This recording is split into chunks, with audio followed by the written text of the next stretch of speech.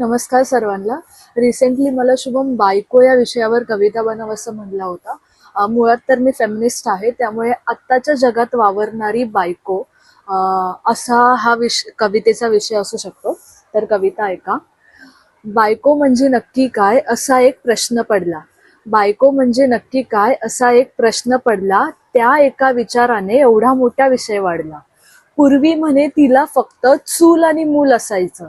पूर्वी म्हणे तिला फक्त चूल आणि मूल असायचं, कारण EMI नावाचं भूत तेव्हा डोक्यावरती नसायचं. बायकोने कसे कायम पदराच्या आड असावं.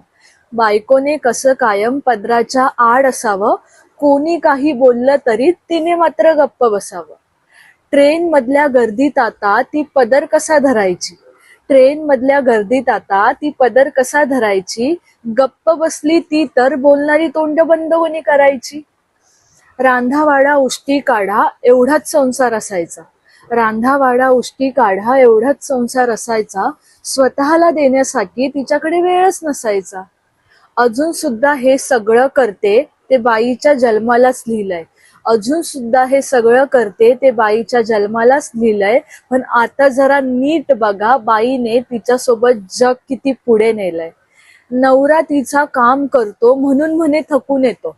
नवरा तिचा काम करतो म्हणून म्हणे थकून येतो. ती कामावरून आली की काय माहित तिचा कंटाळा कुठे जातो. हे सगळं करून सुद्धा तू पुढे चालत राहा. हे सगळं करून सुद्धा तू पुढे चालत राहा. नाही जमलं आज जे, उद्या पुन्हा करून पहा. पिढ्यानपिढ्या चालत आलेल्या रूढी तू आता मोडून टाक. पिढ्यानपिढ्या चालत आलेल्या रूढी तू आता मोडून टाक. बायको म्हणून राहा फक्त, नको त्या जबाबदाऱ्या झाडून टाक.